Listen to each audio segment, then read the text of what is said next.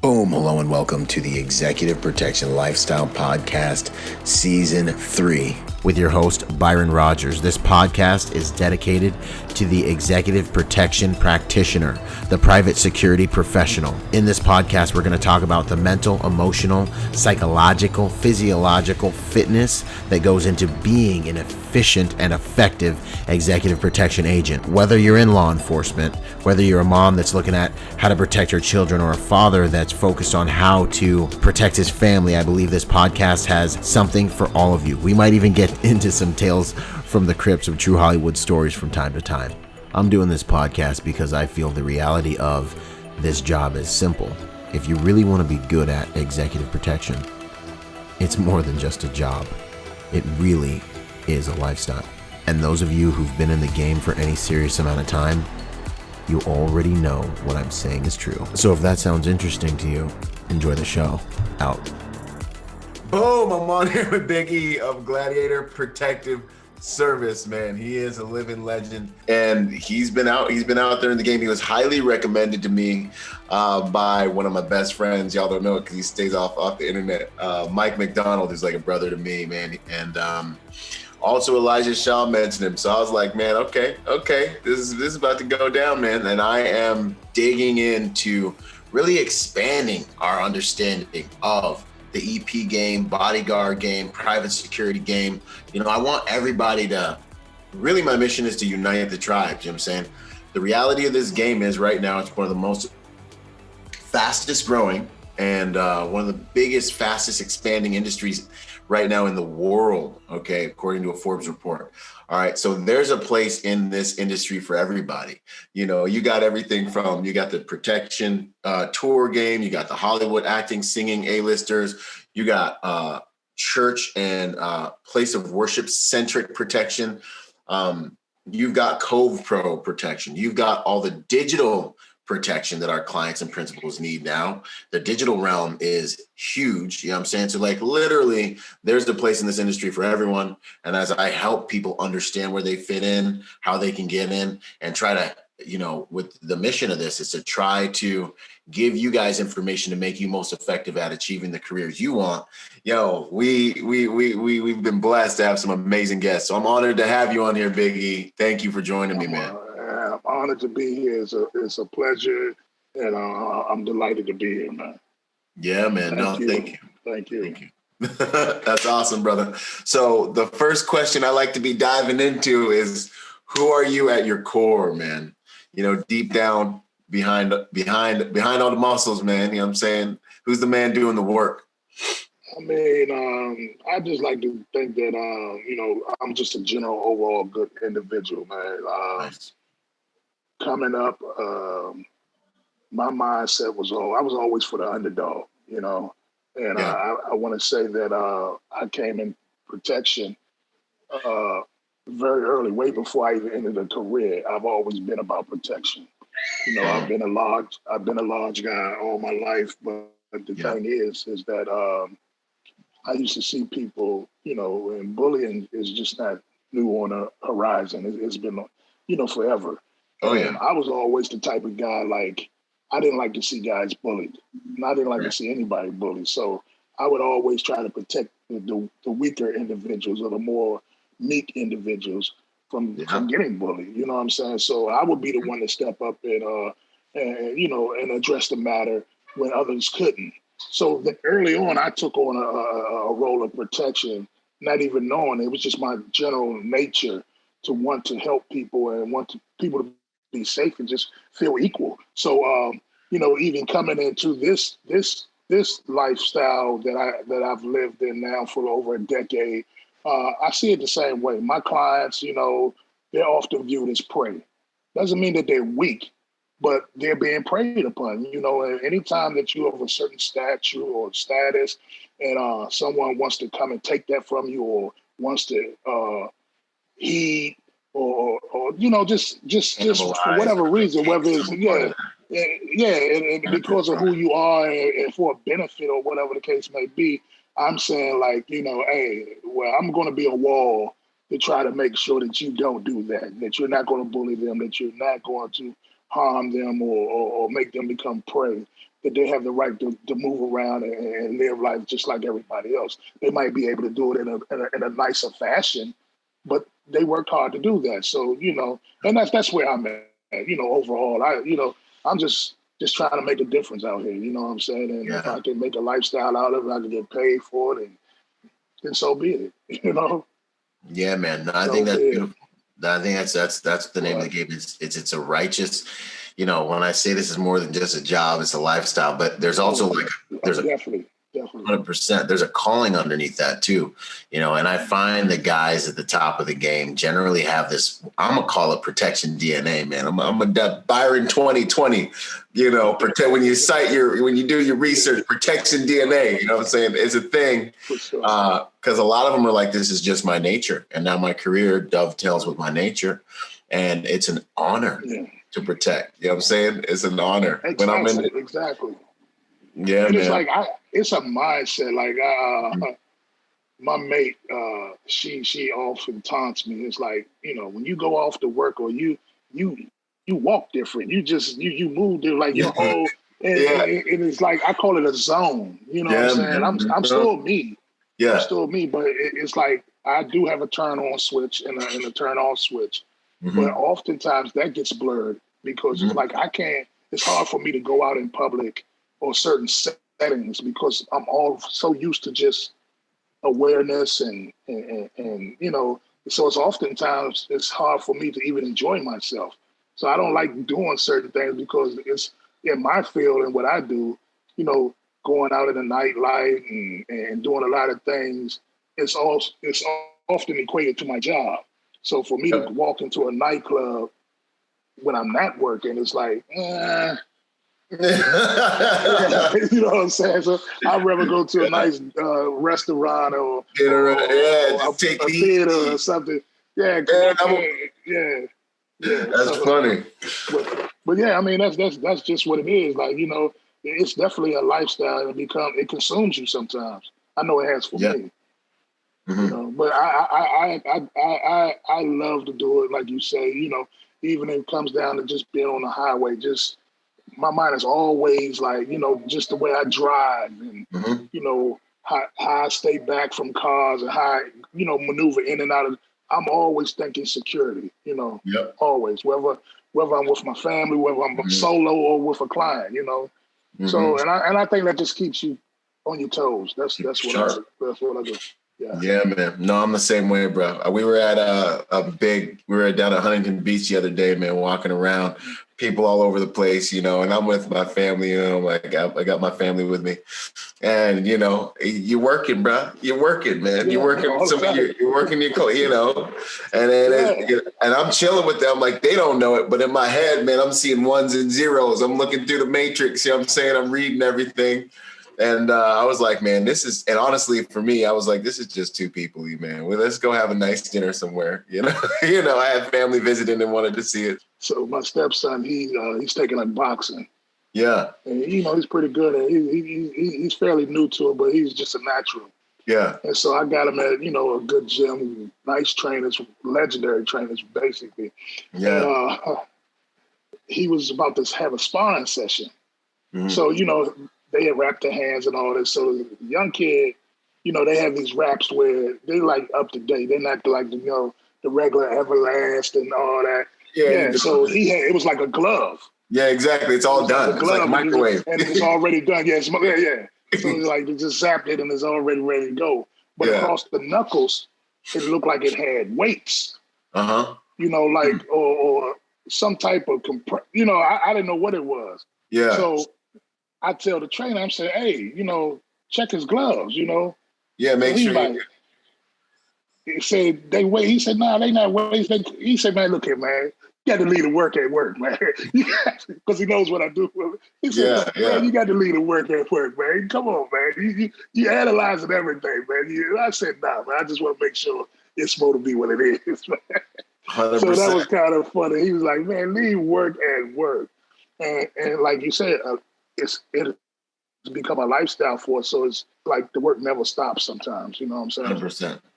Yeah, man. No one, and those are the best dudes in my opinion, man, because you get more exposure when you're always in that mindset. What would you say about so background, my man? You know, because everybody be wondering like, yo, what's your background, man?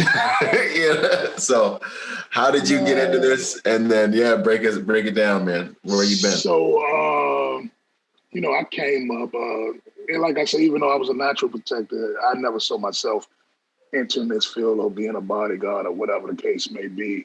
I came up just like a normal kid. I'm originally from Washington D.C. I come from a military background. My dad was in the Army, did 20 years. So I traveled abroad. I was in Germany for 2.5 years. A few stops in the U.S. So I was already acclimated in different races, cultures, and all that. Just being a military brat, if you will. Yeah. Coming up, I loved like the whole excitement. The military excited me, so I had dreams of possibly entering his footsteps, and But my whole thing, when I looked at it, I wanted the Rambo. I'm a little older, so I came up under those type of movies. Yeah, I'm with you, bro. Back when action heroes were actually men. I can get into this movie because this is a man with muscles doing manly stuff on TV. Like I can actually appreciate this. Nowadays, I've been clicking through Netflix through Netflix for 3 hours trying to find a movie that I can relate with because it's all like like dudes weigh as much as my. I don't want to get too crazy, but anyway, I feel you on that. Anyway, go ahead. So came up, athletic.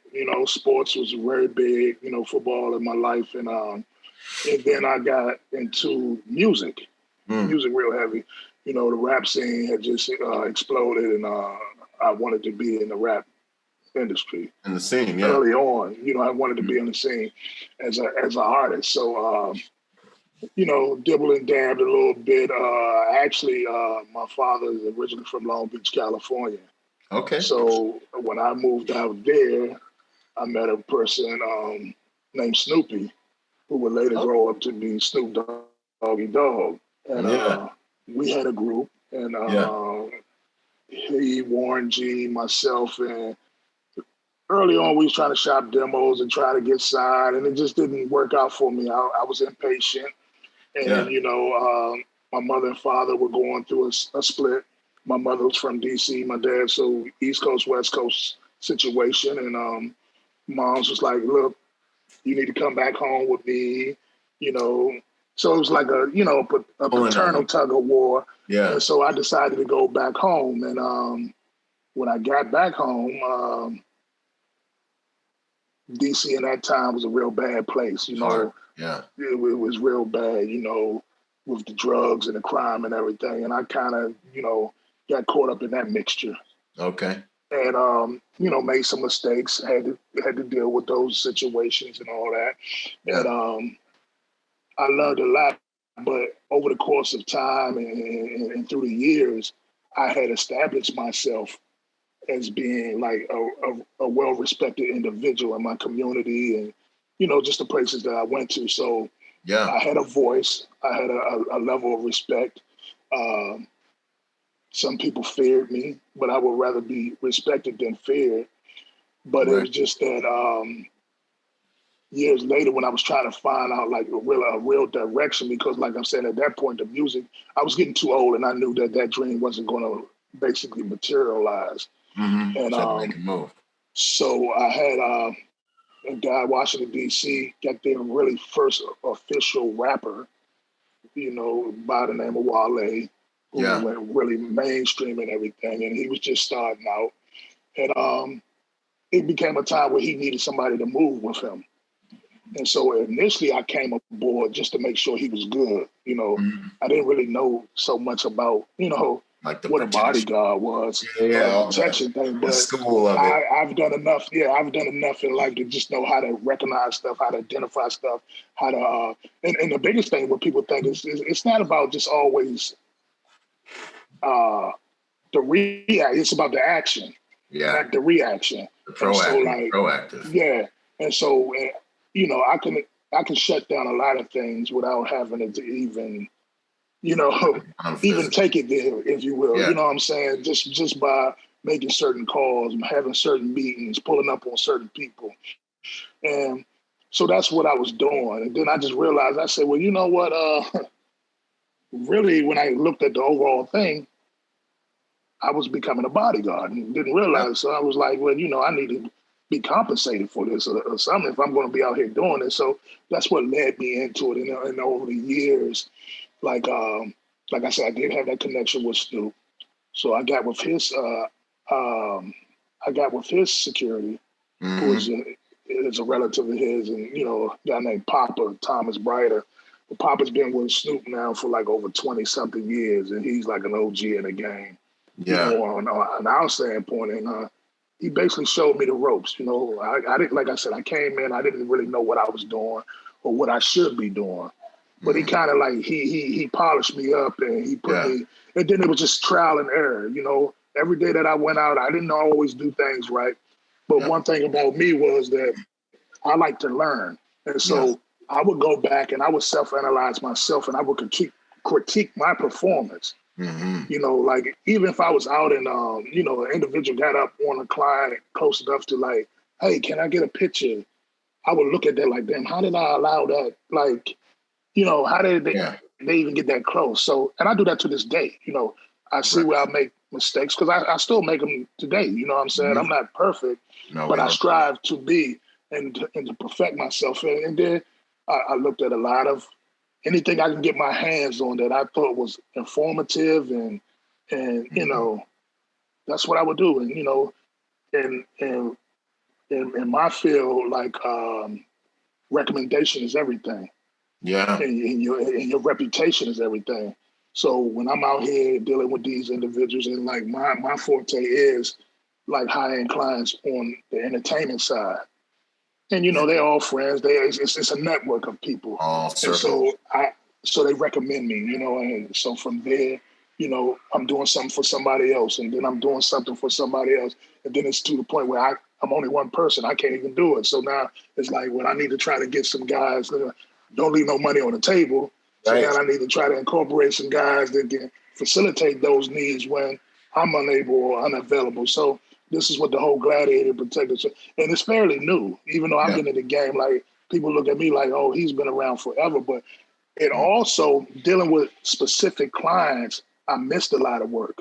And what I mean by that is like, you know, I've been Wale's head of security for like 10 years.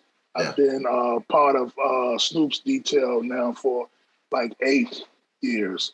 And what it does is that people see me and they know me, but it's like, well, he already with them. They're not going to check for me.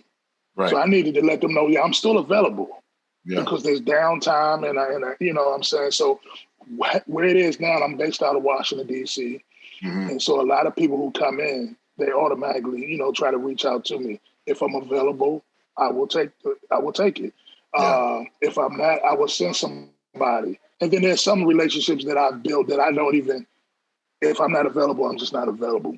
Right. I'm not going to subcontract it. I'm not going, because the relationships are everything. And I'm just not saying that my guys are not worthy to hold a job, but I know the client.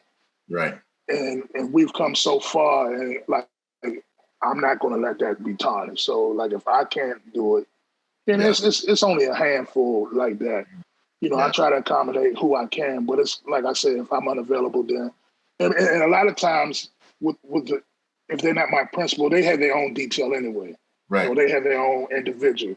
And my line of work is always, and this is why it's important to network and draw off each other, because you still want that person from that terrain that can navigate you and your team, you know, through. So, you know, if you come to DC and you have a client, I'm gonna follow your lead. Right. Yeah. You might have just came into the game, you know what I'm saying? But that's your principle. Yeah. So I'm there to aid and assist you. And so I think that's where a lot of people their egos won't allow that. So I mean, in short, that's basically just my story. I've been doing this. I've been like I said, over a decade now. I would like to say I've establish myself, or at least a name for myself. And now it's about building my own brand, because I've consumed myself with, just my clients for so long. And like I said, I'm of an older individual, and I don't know how much longer that I can actually do this. So, I mean, I can still do it from a different capacity. I might not have to be in the field, but at least I can, connect the dots and be a general, if you will. So, I mean, that's where I'm at right now. I have to take the time out. In the pandemic, that made me become aware of, taking it to the next level. Because, day to day, it was good. And you can get swallowed up in that lifestyle. Oh, yeah. Because you're constantly going and all that. But when that pandemic hit and you had to slow down, and you're like, well, hold on, I got to have a backup plan because this is bad. You know what I'm saying? So that's the game for the pandemic, if you will, just to bring out any positivity before, because it was so negative and everybody looked at it like that. So I tried to find something positive in it, and that was just me eventually just taking the time and stop saying what I'm gonna do and make it manifest. Yeah, man. No, the pandemic, out of chaos comes higher order, for those who are willing to reach for and fight for it. So it caused all of us to reanalyze our game and build more robust strategies for survival and to thrive, when the next thing comes, or just in general, everybody, I think, had to level up, man. Nah, that's solid, man. You said some awesome things there. What would you say are primary skills for somebody who wants to work in your component of the industry, man, who wants to be in that hip hop scene? The first thing you have to do, you just have to have the main thing you have to have is the mindset for it. Yeah. And everybody doesn't have the mindset for it, because you're going to be out there coming up. You might be working with people that you idolize or that you were fans of or whatever. Yeah. My guy was telling you about Papa. He said he calls it going groupie. But don't go groupie on me. Don't go groupie on me. And that, don't go groupie on me, because when you're dealing with like a lot of people in your status, when you're dealing with like dignitaries and maybe CEOs of companies, I mean, they're wealthy, but like it's a little different when you're dealing with those entertainers, because and you see a lot, you're around a lot, so it can consume you if you allow it to. So you have to realize, like, I'm here to do a job.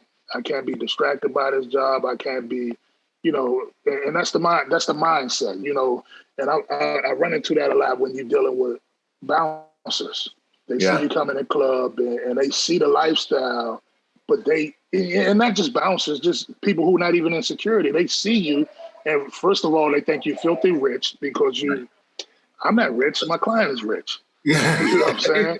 Yep.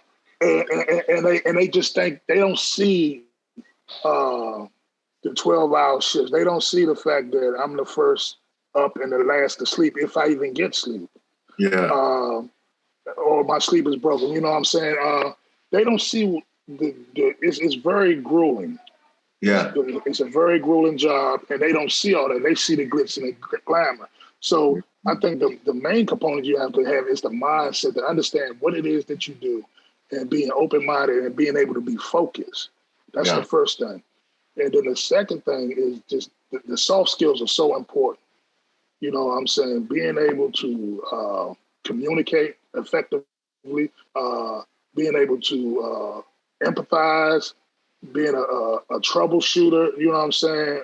Yeah. Or on the go, you know what I'm saying? Just like with the snap, you have to, because you're dealing with somebody's life, you're dealing with a situation, and you just got to know how to maneuver it, because this stops a lot of stuff. But then you have to be able to be like stealth-like, if you will.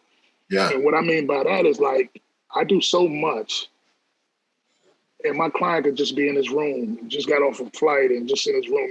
He never sees it. He's just chilling, like he has no idea. Yeah, he's just chilling. He has no idea that I just dealt with 5 issues. Maybe a potential threat, maybe, like, and it's just like the Wi-Fi ain't working. The Wi-Fi, can somebody tell the Wi-Fi? Yeah. Come on, man. Right. I need lotion. I need because they can't find the assistant, and it's like, yeah, okay, bro, I'm gonna find them, and I'm gonna make sure, they not answering the phone, or I text them 10 minutes ago, and they, all right, we gonna get you your lotion. Okay. We gonna get you, and it's so real. I'm dying laughing because it's so real. You out here like killing dragons, making sure the itinerary works, making sure they're going where they need to be. I'm like, David, I got the slingshot. I'm over here picking people off, like, and it's just like, and it's like, and then it's like, we go through so much. You have to have tough stomach, and and the main thing is you have to want to do this. Yeah. You have to want to do this. It can't be about the money. It can't be about the status. You have to want to do this. And to be honest, as grueling as it gets for me, and as long as I've been doing it, it wears on you. Yeah. But I still enjoy it. And my motto is I signed up for this. Yeah. That's what I signed up for this. However it goes, I signed up for this. So like, I actually the pandemic, it almost crushed me because I know I need to be active. I need to be in the mix. And that's when I'm most effective is when I'm in the mix. So, but yeah, it's just like you go through so much. You with a client and, everything with this social media, everything is about social media. So, and I fall victim to it sometimes, but I do it more as a reference, like a portfolio or whatever, just to show, like, to help my brand and just to expose myself. But I do it in a manner where, like, I could have done something last night. You think it's going on today, but this is old. Like, you know what I'm saying? Yeah. Where I know people, right? But like, I was with one client, I won't name, but it's like we would always run into like the paparazzi and just they would know where we were. So I started following him, like paying attention to him, and like soon we'd get to the hotel. We're at such and such. I'm in town, it's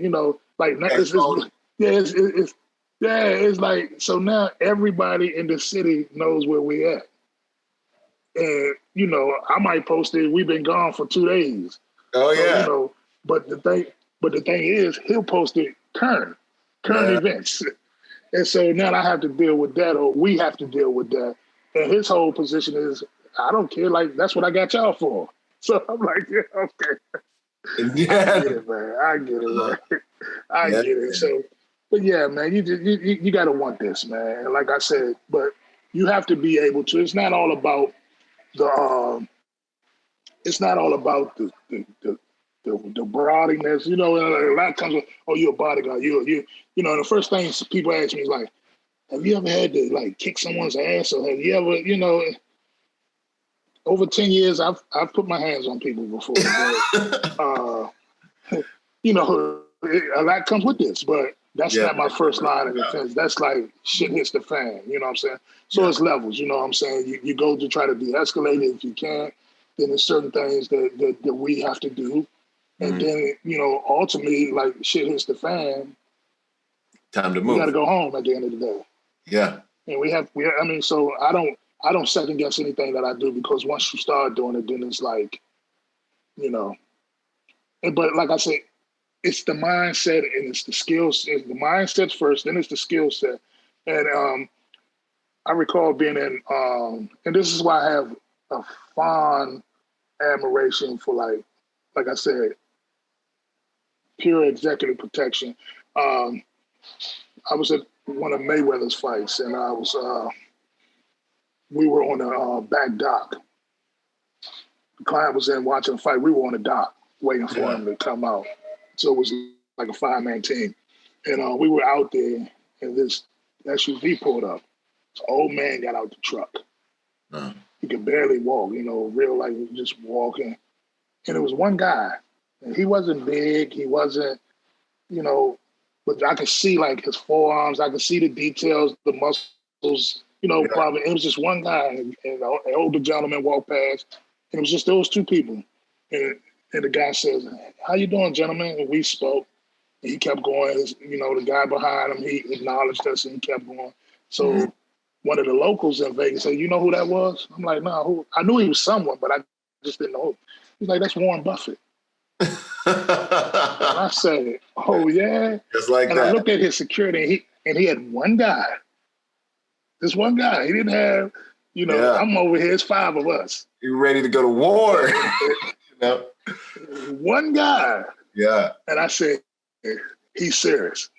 Mm-hmm. I said, that one guy is probably real serious. Yeah, man. No, 100%. And it takes me back to my Rambo days. You know what I'm saying? So, yeah, man. Yeah, but, it's a little different. Yeah, man. No, it's and that's the game, man. It's different requirements too, different requirements, different demographics. In the EP game, we get lucky because a lot of times people don't recognize the faces of these CEOs and these different high net worth families and individuals, But then sometimes you have a politician or someone who is highly recognizable, and I mean, you may have seen one guy, but he may have had a team. He probably had a team in place. They had a few different things set up. Nah, man, that's awesome. Everything you said is amazing, honestly. I think some things are more seductive and dangerous when it comes to working, acting and singing talent and A-listers, because you grew up, like you were saying, you grew up listening to them. You grew up looking up to them. And then all of a sudden they sitting there staring back at you, or they're right behind you while you're walking them to the green room. And you got to make sure you're grounded in the right things. Like you said, grounded in your professionalism, grounded in the reality that you're there to do a job, man. That's what really, I think, helps dudes survive in this game. What would you say were some of the hardest lessons you've learned over your career? I wouldn't say they were hard lessons. They were lessons, but it was like basically just understanding the people. Like it's like I have a talent, where, and it has nothing to do with security. I utilize it in security, but I can't read people kind of good. And that helps a lot. Body language. I've just been blessed to just know people, and it's like a psychological, evaluation. Like split second, I can read you, and that's been a lesson that I've learned how to, acclimate and utilize throughout my time. The biggest thing is just that knowing that each individual is different. Yeah. Each client, everybody's different. Everybody moves different or whatever. Even like, and that's with other security. Like I say, I'm not always the lead. I know how to fall in line. Yeah. And, I might be used to doing things one way, and I get with another individual and he has a whole system in place. And this is a system that works for him and the system that he's designed. So I have to know his system, because I can't just go over there saying, well, I know what I'm doing. He may give me a little leeway because he has faith in me, but I still have to abide by his system if I want to be a part of what's going on. Right. Now, I might take something that I've learned in his system and apply it to my own. Yeah. And it might be something that I totally disagree with, but at the end of the day, you're the head in charge. So, and I'm gonna fall in line, and that's what I've learned the most is you have to play your position, and you got to get in where you fit in. Yeah. You know what I'm saying? And then you also have to realize, I think the biggest lesson was the reality, keeping in tune with what really is reality, and I don't want to just keep going back, but I mean, you asked me, so I just want to go into it, man. To give a perspective. So we were in Miami one time, and we all, up on the top floors, suites, and looking out go out on my balcony. I'm looking out there. So one of my partners, he comes in, and he'd been doing it longer than me, and he looks at me and he says, we were looking at the yachts, and the water was just beautiful. And it was just the scenery. Yeah. And he said, you like that, don't you? I said, yeah, man, it's pretty cool. That looks nice, right? He said, that's not our reality. I said, what do you mean? He said, that shit is a mirage. I said, what are you talking? He said, that's that dude talking about our principal. That's his reality. Yeah. But this ain't our reality. Yes. You got guys that's out here, they might be sleeping on their mom's couch. Right. You got people that's going, when you leave these 5-star hotels and all this and these private jets, you're going back home to humble existence. You know what I'm saying? So you have to realize that you're here to do a job. Yeah, some of us have benefited from it. Some of us have been nicely compensated, but we're still never that. This is because this could be gone today or tomorrow. Right. And I've seen it. I've seen guys. You see guys who move from client to client, and they're just expanding. It's not that they're getting fired. They're building their roster. Yep. Then you see guys that's jumping from client to client because they've been let go, but other people still utilize, so they move around like that. So it's hard sometimes. You know what I'm saying? Like, you can get caught up in you're here today and you're gone tomorrow. It's just you're only good as your last detail. So like, yep, I've learned that, and that's been the biggest lesson is to know your place. Know your place. Yeah, and it's a complicated one because, we're strong dudes, man. We're strong dudes who have a lot of usually social equity. You come from a team, you come from some special forces, you come from the military, you come from the hood, you come from wherever you come from, and you're kind of like, you're the dude. You're an alpha probably, or at least you want to be. And then you get on a new thing. Maybe you come from another hot detail, and then you get on the next thing. And it's like, look, I tell my guys in my school all the time, I always teach on this, like, hey, the cup is always at least half empty. Know yourself, know what you bring to the table. But homie, that cup is always half empty. You're always learning. You're always getting better. You're always improving. You can learn something from any and everybody. If it's somebody else's show, just like you're all of a sudden, get them where you can fit in, play your position, kill your position. You know what I'm saying? Because the second you start thinking, it can be hard for dudes to be able to make that mental transition. The two things you said two hot, solid things, which one was, the reality, man. I seen dudes get sung to sleep, seduced by, we on the private jet, we living it up, and they start thinking it's them. And I usually hear it when they start talking to like the hotel or something, somebody messed up, and they're like, we're here with such and such. We got the presidentials. You hear them like, it's just little things they say. They give you a little glimpse of like where their head's at. And it's like, hey, homie, you need to get your feet back on the ground.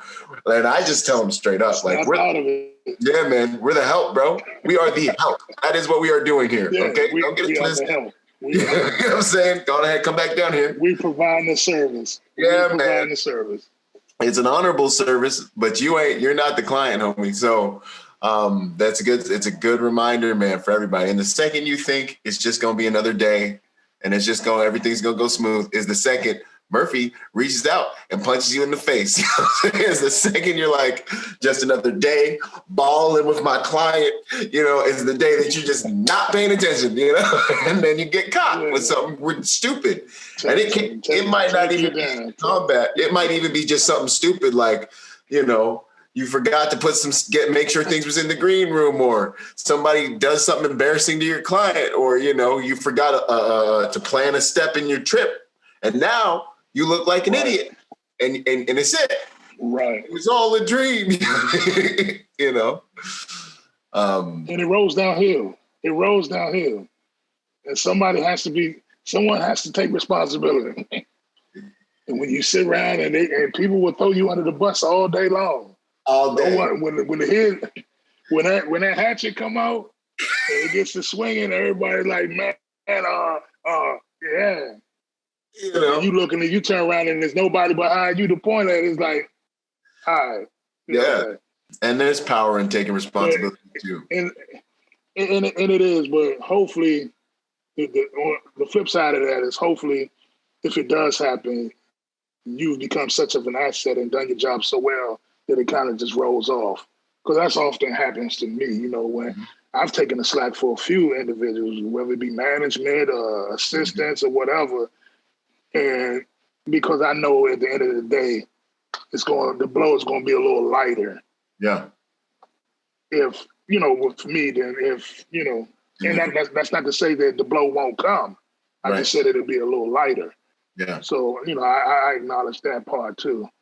And that's good leadership, man. That's good leadership. And then the other thing is you have the relationship equity. Like, you're over batting, you're hitting, you're batting 90, or I don't know how baseball stuff, but your average of task completion, your relationship equity, is up here because you got that time in service, so you can take a hit and you can protect your new guys that don't have that relationship equity. And, you know, if they take a hit, they might be going home. You know what I'm saying? So. Right.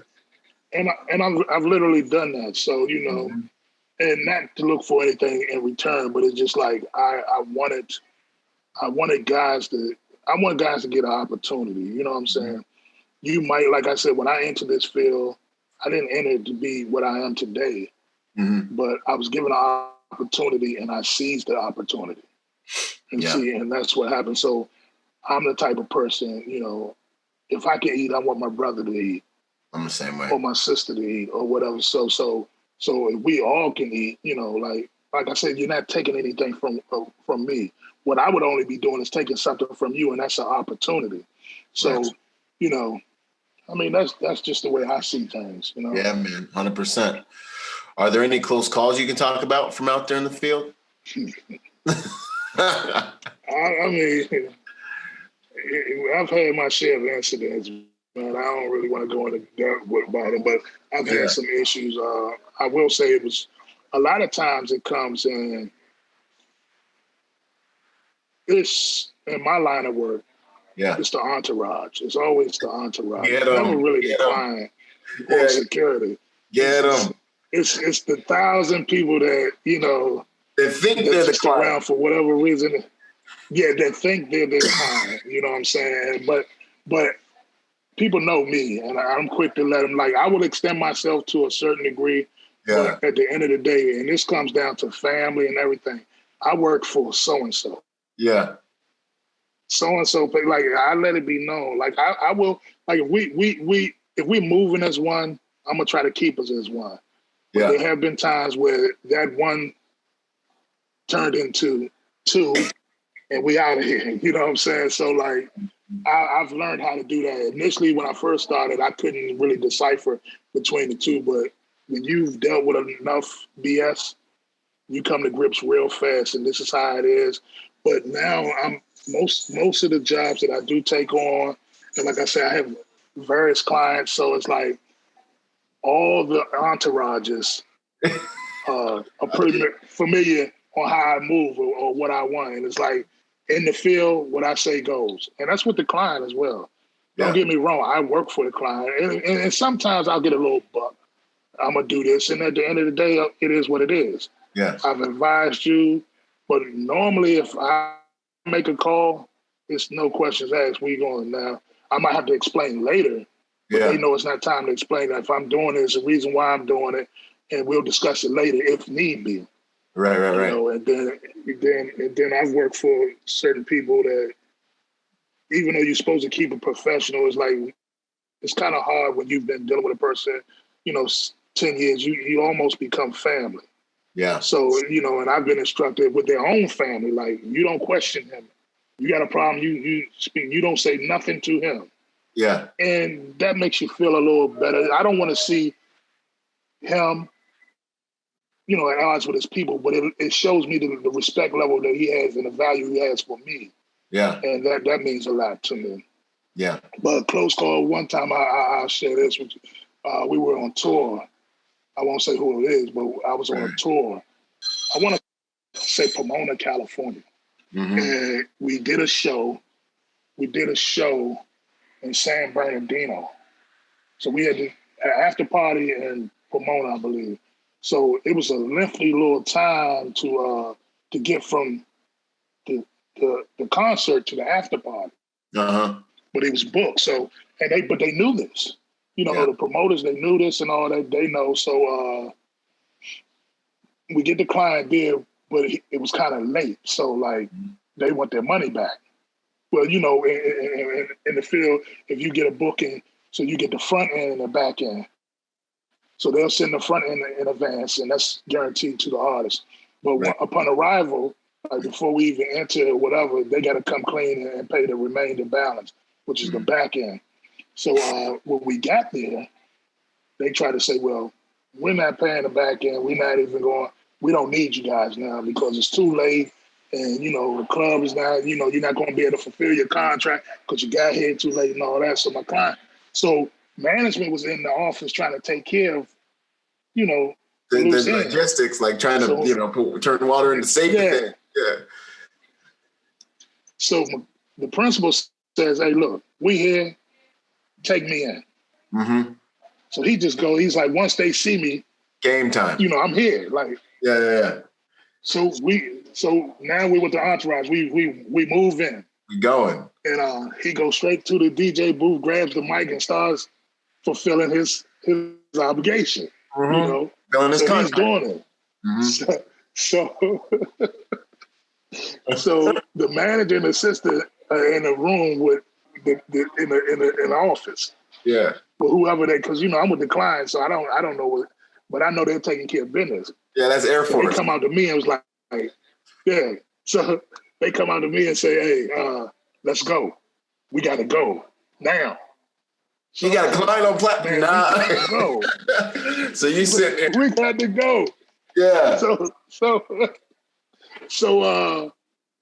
I'm telling him like, "Yo, chill. Let's go. We out. Mm-hmm. He's still performing. He don't care. I literally pick him up. Yeah, I literally pick him up because he doesn't know what's going on. Yeah. So I got to pick him up, pull him, like, we out of here. And we all just rush up out of there. Done. So we rushing up out of there and we get outside. We're trying to get in the vehicles and people trying to stop them. I got to sling people around and get them in there. And I just tell the driver, take off, like, get them out of here. Mm-hmm. I'm going to, I had other vehicles that I could, pull up in the rear. And then gunshots ring out. Ring out, and it was returned, and it was just a lot of stuff going on. Wow. So now we have to head all the way back to the other city, because that's where production is, the tour buses and all that. So as we're riding, I'm pulling up the rear. There's two vehicles in the front, and I realized, and while all this was going on, I realized that the people who are transporting him is the club's people. Oh, man. You understand what I'm saying? So it's the promoters' people. So, so the plot thickens. So what happened was when they went in there, you had the club owner and you had promoters. Then you had some gang members who were part of the promotion. Mm-hmm. So they were not in favor of giving up the money. Mm-hmm. And so they tried to get a little strong with the two members of the, management. Right. They tried to get strong with them. So they bluffed them out. Look, if we don't come out this office and certain, people are going to be running up in here and all that. They bluffing. They just trying to get up out of there without getting touched and get their money. So now the owner, he doesn't want the problems. Right. So the owner's like, look, I'll pay. I'll take it on the chin. And the promoters, and they was putting the money in our guys' hands, and promoters tried to snatch it out their hand. So then that's when the guys had a little tussle and they was able to get up out the office. That's when they come to get me. Yeah. It was like, let's get out of here. We need to leave. And so now we need to leave. So now I'm riding. So I'm calculating everything because it's happening. It's so fast. Yeah. All this is going on. So like I said, now I realize that the people they're in the vehicles with are not our people. They're their people. And we're headed back to the hotel. So what I did was I put everybody in because I couldn't call and talk to them on the phone because the guys were here. So I put everybody in the vehicle in a group chat. Yeah. First, I had guys that were still at the hotel. Mm-hmm. So I advised them what was going on. So they were all to come out and like sweep the perimeter, let me know if anything looked funny, going out of place. And I told everybody in the vehicle, the client and his girl and everybody else, they were all in group chat. I said, as soon as this vehicle stops, get out the vehicle and go into the hotel immediately. Because, a lot of people they'll sit around and they'll talk and where's my phone? Look, we ain't got time for taking pictures. Look, as soon as that vehicle stopped, immediately into the hotel. So as soon as the vehicle stopped, everybody jumped out, ran in the hotel. I already had guys, part of the entourage and detail waiting curbside. And I jumped out and I told my driver, just go. Just you leave and don't come back until I call you. Yeah. Because it was a civilian who I was riding with. So it wasn't like part of the details. So, and I just told them, because I didn't know what was going to transpire. So if they had guys waiting for us or whatever, but nothing transpired from it. But it was a tense moment for a minute. And those things happen, you know what I'm saying? But that's just one that I give you. Yeah. And, we went to sleep, got up the next day, hit the airport, and we clients just like sitting there like on his phone, like not even thinking anything. Right, like, back at the hotel, like, well, what was it? Talking to you in the room, like, well, what was the problem? Like, what was the problem? Yeah. So they were, man. Yeah, man. And then you tell them later, and they get all excited. Really? Okay. They were in a movie. They were being cast in a movie and didn't even realize it. Yeah. An action thriller flick. Yeah, man. No, that's wild, but no, points to you. It gets hard sometimes, man. Yeah. It gets hard sometimes, but it is what it is, man.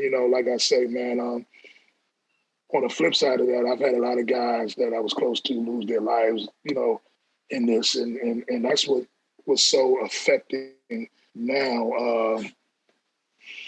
It's real out here, and people not understanding this. I've had people lose clients, and I've had people lose their own lives, and that's probably the main difference of what we're doing, opposed to different levels of EP. Because most of the time, probably the main thing, you guys going overseas and dealing, in them combat zones and them hot spots and all that, then I'm quite sure y'all have seen your share of just, casualties and things of that nature. But on this side, dealing, on our turf, maybe the most y'all might have to go through is someone getting kidnapped, I guess, or whatever, trying to get snatched or extorted. Like, but y'all not having drive-bys and people just walking up trying to shoot you, and just like, and it's sad because it's just like you're really in the street now. These guys are millionaires. Mm-hmm. They want to get out the hood. They say they want to get out of the hood. They have a talent to transcend all that, but they still can't let certain things go. And it's like, and it's becoming bad in this industry, like real bad. And that's it's causing the price to go up. Good. And when I say that the price go up, which they wasn't trying to pay, and that's the downside of this whole game, is people don't want to pay you. They don't want to pay you what your worth is. You know what I'm saying? Like I said, I've been doing this for a while, and I have a lot of respect for, bouncers. A lot of people, they shun them. You go into a venue or you go into an establishment, and the first thing I want to do, I want to speak to the head of security. Yes. But after I speak to the head of security, I want to speak to his team. I want to identify who's in charge, but I also want to have a feel of who you have running this whole place. And I want to be able to talk to them. And what I've learned to do is I will hear you out. Some people come in and they take over the whole, or they feel as though they're taking over the whole thing. Like, okay, this is my house now. This is what y'all going to do. I need 2 people over here. I need it. And that's cool, but it's a manner in which you deliver that. Right. You can't go into a person's house and take over the house and make them feel as though that they don't even live there. Tell them how to cook dinner. So what I do is, what my technique is that I hear them out. So they're going to tell me the lay of the land, and they're going to show me this, that, and the other. And they're going to we're going to bring them out here, and we're going to do this, and we're going to do it. And I listen to them. And then I'll tell them what I think or what I'm going to do. Because I hear what you're saying, but I like this better. Yeah. And I do it in a manner that doesn't seem like I'm belittling you or taking any authority from you, because at the end of the day, I need you guys. Yeah. A lot of times I'm out there and it's just me. I'm the only person out there. There's no detail. It's just me. So I need that support, or I welcome that. Now, I'm not going to let you impede, my whole thing, because, you got guys, they become head of security. They want to do, and I've witnessed that with law enforcement. Law enforcement steps on the scene and they want to take over. No, this is my client. Yeah. I need you to do this for me. Can you assist me? If you can't assist me, I understand. Thank you. Right. We're going to do it my way, but it's all on how you communicate it. But like I said, I've seen a lot of guys that I have a lot of respect for, and they want to do this line of work.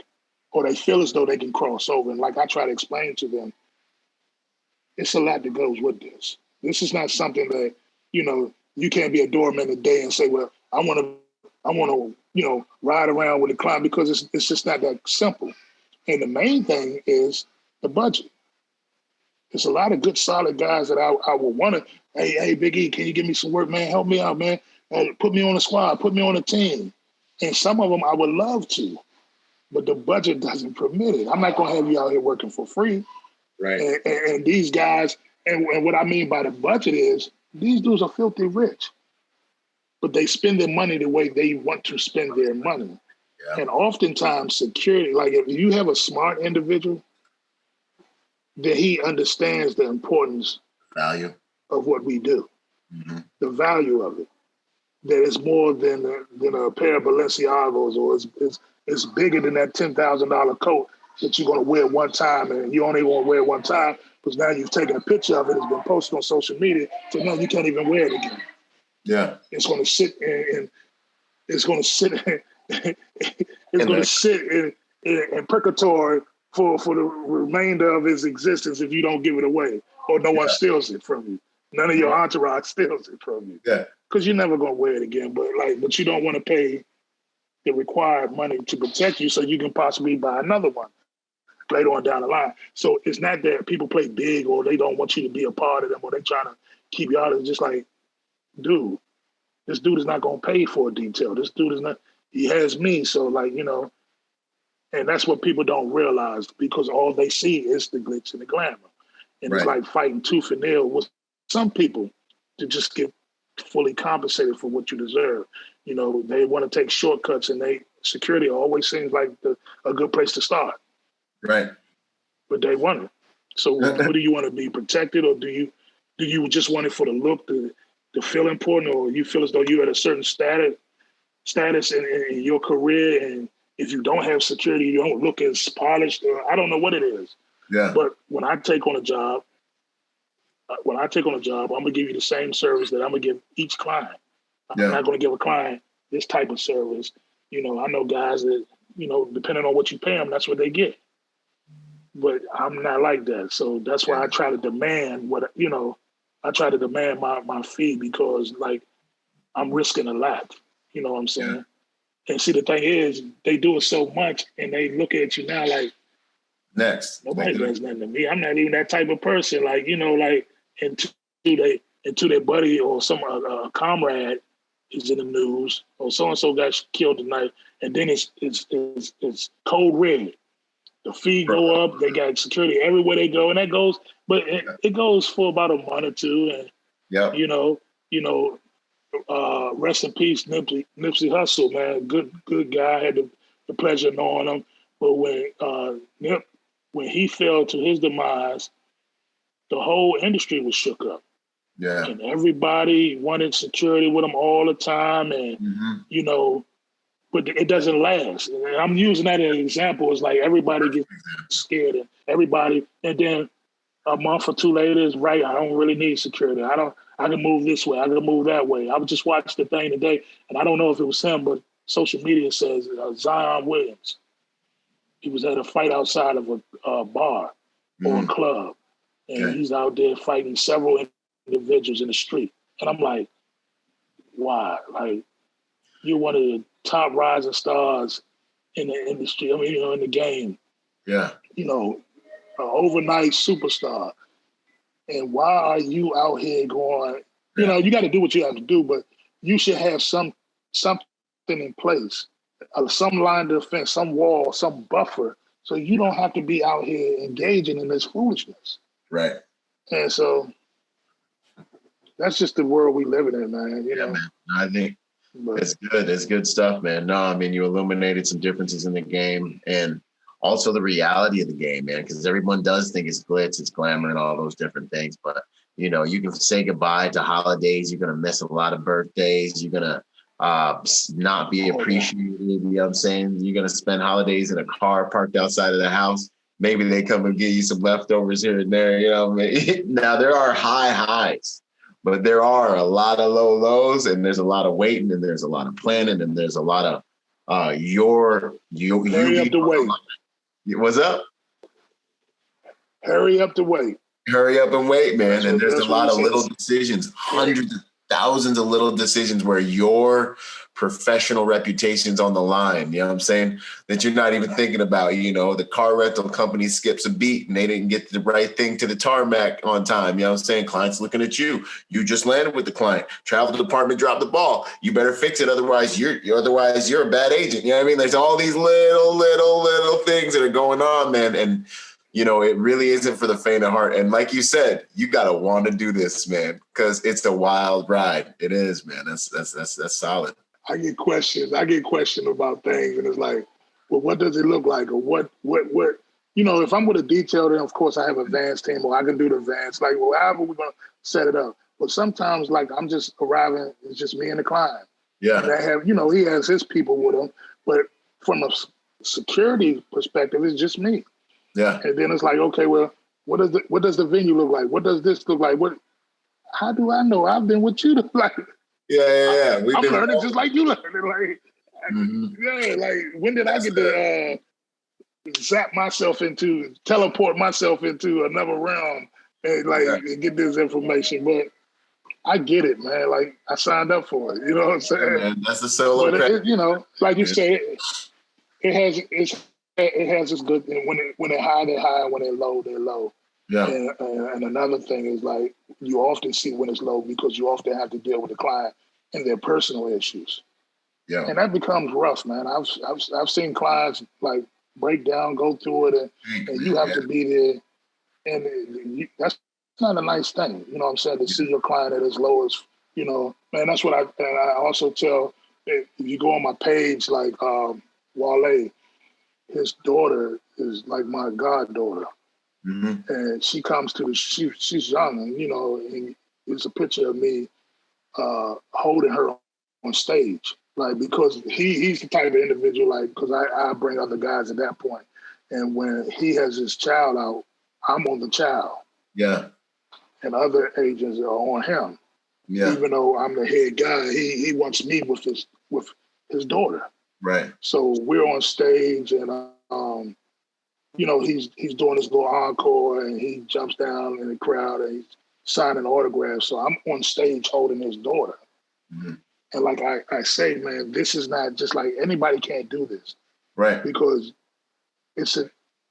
people are entrusting you not with just their lives, but the lives of their family. And they're not going to lie. Trust is a big thing in this industry. You know what I'm saying?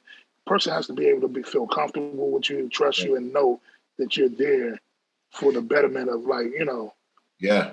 Of everything. And I think you hit it. You think you hit the nail on the head earlier when you were talking about how if you're with somebody long enough and you're professional long enough, what ends up happening is you it's almost like, and I don't know why I think it may have to do with my own protection strategies to make sure I stay grounded in the reality we were talking about earlier. But to me, I look at it as that knight, you know, that's been serving the crown for long enough to where he becomes an heir. You know, he becomes an heir. He becomes like that. You know, he gets not written into the will, but it's like almost like a family member. You know, but that doesn't happen by chasing it.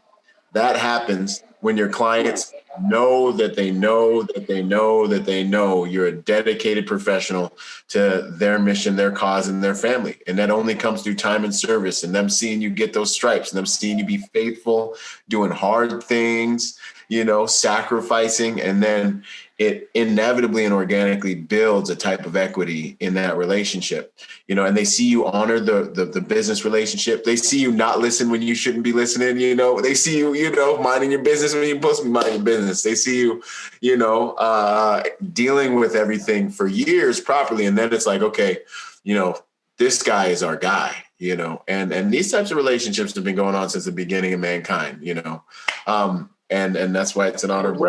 Rest, not to cut you off, but rest in peace, Shamir, man. Yeah. And rest in peace, Shamir, man. Close comrade of mine, and he had that. That's what type of individual he was. And like right now in our sector, it's like everything isn't pleasant. There's a lot of stuff that since his demise, people have been doing a lot of stuff, you know, foul stuff. And the thing is, you'll never be able to, because it was the individual who he was. Yeah. So, like, of course, his clients need protection, but for you to think that you're going to be able to get it, like, it takes a certain type of person to do it, because he was a certain type of individual. And I've seen, like, people talk to people, and they took that hard, man. Not just the brotherhood, but the clients and everything. Like, he was a special person in individuals' lives, and it was who he was. It's how he moved. It's how he was just charismatic. You know what I'm saying? And you don't have that. You know. So what makes you think, like, you can't do that? Yeah. Well, they go out. Yeah. So it's just like, they chase it and they think they're going to do it, or they try to sow false affiliation, or well, we were together and we would. No, you weren't. No, you weren't. And it's just sad, man. It's sad. It's really sad, but it's bad when you lose a good one. Yeah. You know what I'm saying? And he was that. So, I always try to, I'm always keep him forefront, man, because he was a good guy and he wanted this. Yeah. And he was an individual, whether you were that bouncer who just crossed over, or this was your first detail, he was going to give you the respect you deserve until he saw that you was unworthy of respect. Right. And then he could turn it up on you on that aspect too. Yeah. But he treated everybody as an equal. He welcomed everybody. So, and that's just, No, that's definitely an honorable mention, man. He, we had him on the podcast, man. Me and him were sitting there talking for like 3 hours. We could have probably stayed up all night talking, man. He was a good dude. I didn't get the honor of working with him, but definitely a good dude, man. We dug in. So definitely rest in peace, man, for sure. What would you say is your proudest moment in the field? As we hit the closing questions here. I think one of the most special moments to me that I really enjoyed was it was a meeting of an individual, because August 22nd was always a bad day for me. Like, something traumatic happened to me on August the 22nd. So you fast forward decades later, and on that same day, I was able to meet Michael Jackson's mother, Katherine Jackson. And that was really special to me. My client had a song that he sampled from Michael Jackson. And in Gary, Indiana, where they come from, they have an annual event in honor of him. And the family, mother, she spearheads it and all that. And she asked him to come and perform. So for the event. So when we did, we were able to go to, 2300 Jackson Street, where they grew up. Yeah. They still have the same house. It was a 2-bedroom house. And then next door, they bought the house next to it and made it like a memorabilia like museum. Wow. And she actually went, because she's in town for that event, she stayed right there in a trailer with like in an RV. And security was like, she had like the Nation of Islam, FOIs, they were in force out there. Yeah. But we were able to go in there and sit down with her and talk to her and meet her and to take pictures with her. And, that did a lot for me. There's just so much wisdom. And, and here's two people not two people, just the whole family, but two big icons with Michael and Janet. It's like, I'm really sitting here with the matriarch of the family. That was on this day. So that was a high for me, just to meet her. So, I'm not really impressed by a lot. I admire some things that I've come in, but I was impressed with that, just to be able to be in a setting with her. And she was so meek and, just soft spoken, and just that was beautiful for me. That was better than meeting Michael to me, just to meet the mother. Like, this is the lady who birthed these great, people, these legendary people. So that was a high moment for me. Man, that's awesome. That's beautiful. That's outstanding, my man. Let's see. How would you like to be remembered, man, when it's all said and done? Big E. I just want to be able to be respected. You know what I'm saying? Like, dude came in the game. He did what he did. He didn't have any blemishes on him. So, like I said, I've made some mistakes, but I take pride in the fact that I made a collage, and Elijah was part of the detail. Like, so what I did, I took like 6 guys with their clients, and I made a collage. And these were guys that it's more than 6, but these were guys that I really respected, and we had a camaraderie. And I made a post, and one of the guys commented and said, "You know, the funny thing about it, that none of them guys' clients have ever been touched." And I never looked at it like that way. So I was looking at it, and so that's how I want to be remembered. I don't want any blemishes. I want to be like, this guy came in, he did the job, he served, and, you know, he made a difference to the people that he came in contact with. Yeah. You know, that's what I want to, you know. That's good. What I do. Yeah. And I want to get my money. No, I understand it. I want to get my money so I can eventually live comfortable and take, you know, have some good times with my family, man. But yeah. No, those are the things that matter, big. Man. I feel you, man. That's good. That's good stuff. That's a good way of looking at it. Do you have a habit that people should look at, maybe that makes you a better person or a better protector? No, not really. Nah, I mean, yeah, I just do what I do, man. You know what I'm saying? You know, I know a lot of people acknowledge me. A lot of people know me, and it's funny. You know, it's just like, it kind of puts me out there sometimes. It makes me uncomfortable. Like, you know, like, damn, like, because I don't welcome it. You know, I embrace it, but it's just like, you know, I could pull up to an event and like, Big E, well, you know, it's like from other security guys. Like, you know, I'm like, chill. Like, it's okay, bro. You know, like I'm saying, I'm just like you guys, man. I'm just making the best of my opportunities. So, like, that kind of bothers me or something, but I don't really have anything like, you know, I'm just out here. I'm just like everybody else, man. Just trying to do my job and do it the best I can, man. So, you know, I'm big on respect. Big on respect. I'm big on respect. I'm big on reputation. And, like, you know, because one thing I know, once you lose that, that's it for you. Yeah. Once you lose that, that's it for you in this industry. That's the I've seen people like, and I mean, and I've seen people get shot and they out of a job. Like, damn, how did I lose a job because I got shot in the line of work? So that shows that I have some type of defect. Like, nah, I was working, and that should even give me more. Yeah, I was working. Like, a person being in the military. Yeah, you know what I'm saying? Oh, like, man, you get know? shot. What happens like that if you're in combat and you get injured? I know you get that's it for you. That's the end of your career. No, man, you get stuff paid for. You get some type of money. You get, you know, you're like a maid, man, you know. But you still could be active duty though, right? Oh yeah, unless it like makes you inoperable in some way. I had a guy get shot in the neck in Iraq.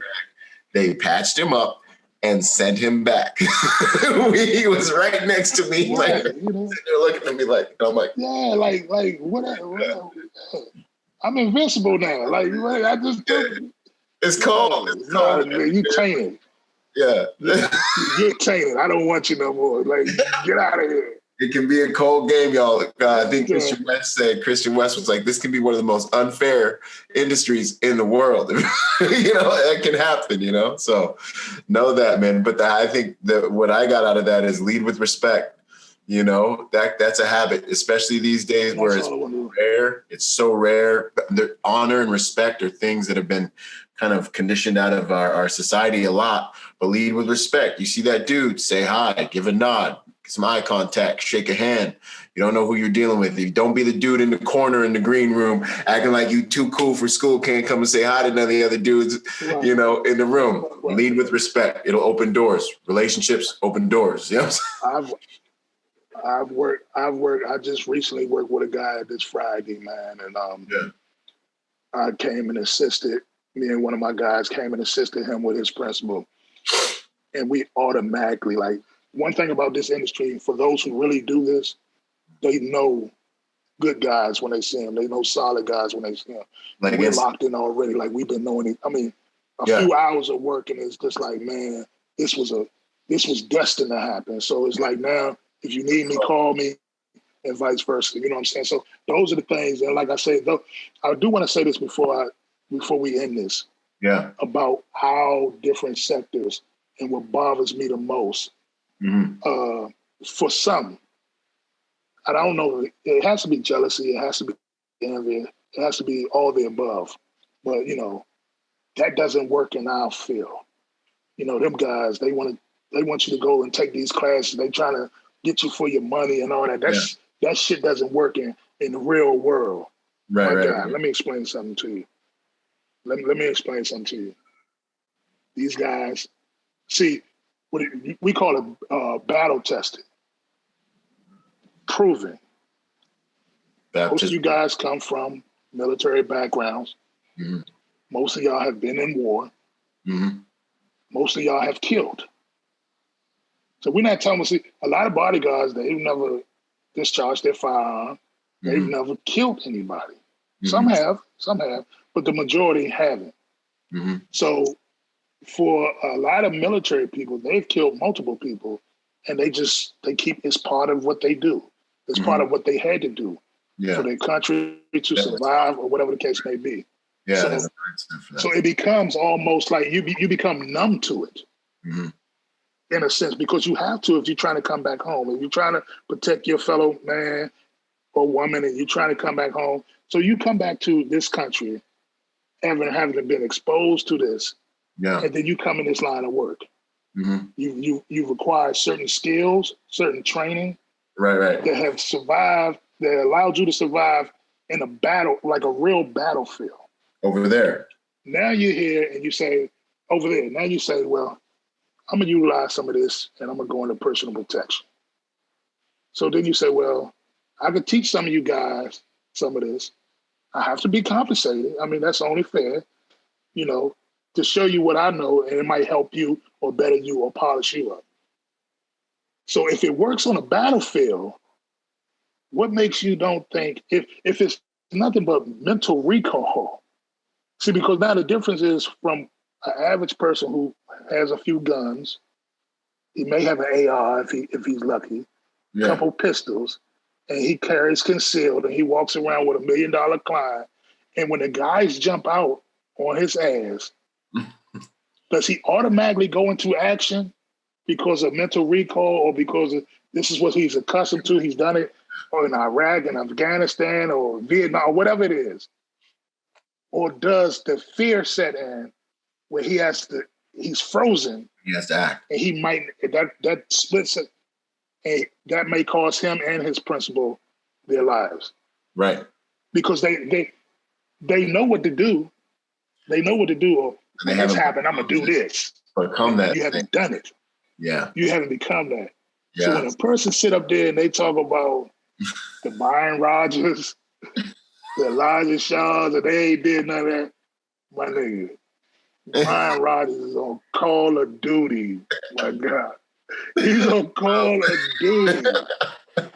Oh, man, thank you, man. It's an honor. You know what I'm saying? So like, man, like I said, I'm the type of person, whatever I can learn, whatever I can, I'm like a sponge. Yeah. I'm going to steal some of your shit. I'm going to steal it. You know what I'm saying? I was going to steal it. I'm the same way, bro. I'm the same way. If I can use it, and if it works, I'll be just man. Candy store, man. And that's the way to be, even like I be doing these tactical reviews, tactical protection reviews, and sometimes it's EP, sometimes it's law enforcement, sometimes it's civilian. But it's like, look, man, I don't care how bad you are. On any given day, things can just not go the way you want them to go. It can go wrong. It can go south real fast. Yeah, I'm going to sit back. I'm going to do my tactical protection review, and I'm going to talk about things that could have been done and could have helped you, and we can all learn from it. But the fact of the matter is, yo, ain't nobody above getting caught. You need to stay sharp. You know what I'm saying? Everybody. So just I've seen guys like in videos, and the dude comes up with the gun and they take the gun from him and they do it. Now, does that work? Do I advise that? I mean, I'm probably not that sharp. Right. I might deal with it in another manner. That might have the same result, but am I that confident to be able to, even in a training setting, like that's, so would I get you killed? It might get you killed. So I don't recommend that, but I'm saying it's other things that's being taught and other things that are tangible that you can hold on and get something from. Like, man. Like 100%. I've seen some outlandish shit. I know we're talking about the same Chicago dude, man. I know when you with the airsoft guns, and he'd be like, and the thing that he's so serious, like he'd be looking dead in the camera. And the gun's like in the back of his head, and he'd be like, "This is the way you disarm." I'm like, "Homie, you're gonna get people killed, you know." Don't try that. You gotta. I don't get that from you. Okay, good. Oh God, you know. Yeah, but like some of these, you got to make sure you're learning from the right pedigree. People that have been there, done that know what they're talking about. Because you're gonna put your life on the line with some tactics, and then you got to make sure if you're learning a tactic, you're comfortable with that tactic. Personal protection starts with the person.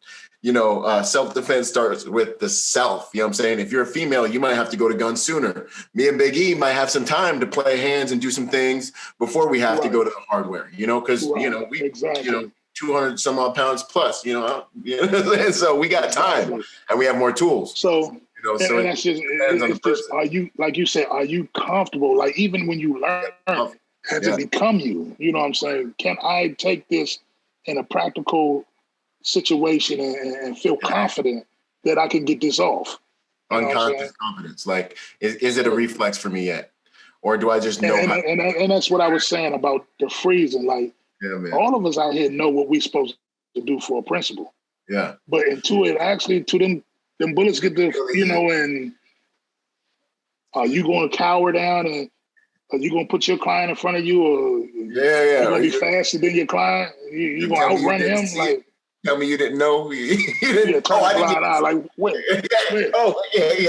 I was tying my shoes, and then we all been there. Solid, man. Now this has been an amazing, amazing conversation, Biggie. It's been an honor to have you with us today. Man. A lot of good knowledge you're dropping out here, you know, and you're representing, man. Absolutely. What are you up to these days? Where can people find you? Social media, Gladiator _protective_service. My personal is Big E, BIGEDA, Bodyguard, one word. Big E the Bodyguard on Instagram. And that's basically, I'm just really like an Instagram type person. I like to post pictures. I like to, you know, chronologize and stuff in that manner. But my website is Gladiator Protective Service, www.gladiatorprotectiveservice.com. And I mean, just I'm out here. I'm out here in these streets, man. You know what I'm saying? Nice. So just trying to make it, man. Yeah, man. Now you've made it, man. You know, like I said, you came highly recommended, and I have a lot of respect for you, man. Yeah, absolutely. Just your demeanor, the way you present things, your humility, especially for all the things you've done, long you've been in the game, clients you've worked for. You know what I'm saying? That's the stuff that I really appreciate and want people to want to emulate in our industry, because that'll make our industry better, man. So once again, my man, we'll put all your links below the show notes. And it's an honor, my man, honor and privilege to have this conversation. Likewise. Thank you. Yes, sir. All right. Solid, man. All right. Well, I'll holler at you later, my man. Appreciate you. All right. My man. Thank you, bro. All right. Be easy. Yo, if you're a private security professional wanting to take your game to the next level, go to executiveprotectiontrainingday.com to check out my personal success package for private security professionals. Check it out, executiveprotectiontrainingday.com. And remember, y'all, hard skills do save lives, but soft skills get you paid. Boom.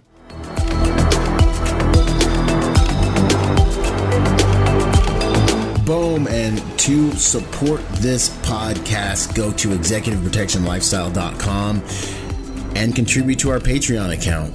That Patreon account is what helps me make this podcast possible, contributing to this brand, what we're doing here, making it so that I can bring better guests on, making it so that we can plan more events and just expand the contribution to the private security industry, and also to making America a safer place. Do whatever you can, contribute whatever you can, because it makes all of these things possible. Thanks for those contributions. Yo, and before we go, you know, I got a shout out to the sponsors, starting out with Primary Weapon Systems, PWS. They truly are the evolution of the rifle. Use Byron for 10% off Grayman and Company, the most comfortable tactical suits in the game. Use Byron for 10% off with them. Until the next podcast, this is Byron Rodgers, protector by nature and by trade. Out.